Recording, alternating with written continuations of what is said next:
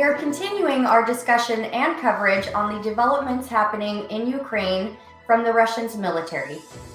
As a student in America who may not even know why this is happening or where Ukraine is on the map, but now this story is wall-to-wall news, well, we're here to help make sense out of this crazy world so you know what is going on. So let's jump through this brief background to make this conflict a little bit more understandable. This behavior is not new for Russia in regards to Ukraine. In fact, they have been fighting since Ukraine officially declared its independence, itself an independent country on August 24th, 1991. Between 1991, when declaring their independence, and 1996 to show goodwill with Russia, and in exchange for economic aid and peace between the two nations, Ukraine, having the third largest nuclear arsenal in the world at the time, turned over all of their nuclear weapons to Russia. And on February 20th, 2014, they really started regretting it as Russian troops, along with rebels, invaded Ukraine and annexed Crimea.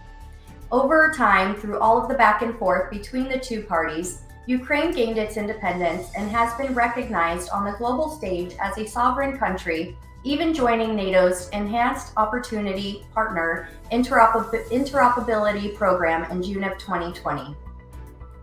Now, over the past months, Russia has been building up troops along the Ukrainian border and is once again preparing to invade, or so it appears.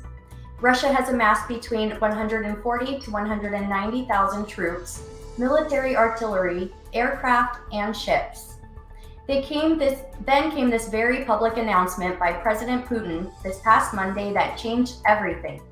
He announced that he is recognizing two independent states of eastern Ukraine as their own independent provinces, and this is a violation of international law. He also expressed the desire to go back to the old 1919 Soviet Union borderlines, and this would put nearly 20 sovereign countries back under Russian control. President Putin also announced that he has now arranged for Russia's military to enter the eastern parts of Ukraine, claiming that this is an effort for peacekeeping in these new independent provinces. So the world is on high alert. The UN was built to ensure that no country can just roll over another country's sovereign borders and take it over. So in light of Monday's announcement from President Putin, the UN called an emergency meeting, and other than China, the rest of the world is seeing Russia's behavior as a huge problem. President Biden and his team at the UN are working with world leaders in an effort to avoid war through diplomacy, and they have reached out to Putin in order to de-escalate. But to no avail, Russia is not interested in negotiating peacefully. Tuesday, President Biden issued what the White House has called its first tranche of sanctions towards Russia. And as of Tuesday, Russian businesses have been cut off from Western financing. President Biden also said the sanctions will target Russian elites and their family members. And the U.S. is also moving troops and equipment to strengthen allies near Ukraine. President Biden still maintains the U.S. will not send troops into Ukraine to fight Russia. So how does that affect us here back at home? Well, a few things.